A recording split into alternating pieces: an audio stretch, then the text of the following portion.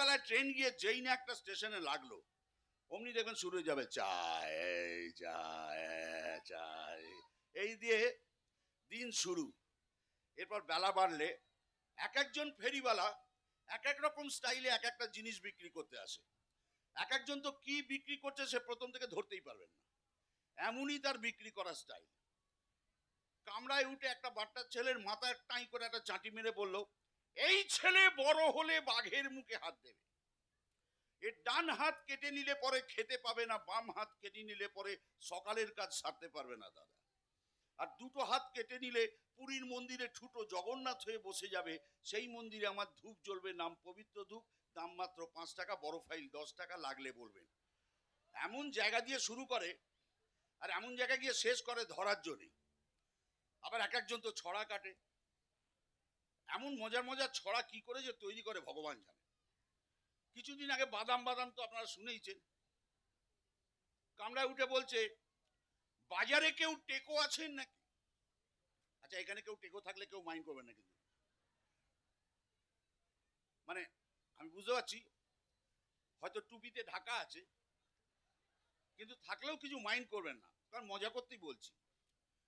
বাজারে কেউ টেকো আছেন নাকি? আজ যার মাথায় ভর্তি চুল, কাল ভেবে পাবেন না কুল। মাথায় টাক হবে, টাক রোদে পড়বে, মাথা গরম করবে।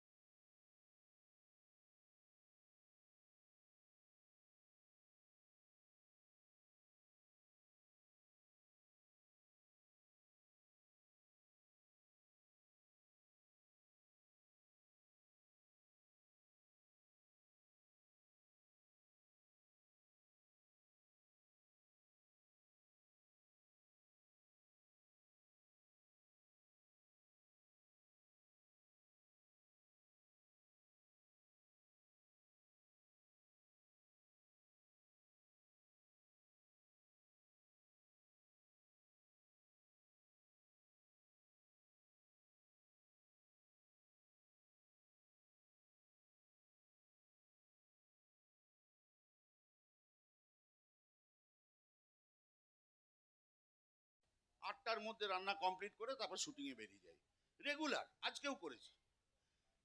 আমি এই অঞ্চলে আসলে আমার প্রিয় এক দাদা আছেন কৃষ্ণনগরে, তার একটা পাড়া আছে, সেটা হচ্ছে প্রিয়দর্শিনী পাড়া, প্রিয়দর্শিনী ফার্নিচার্স।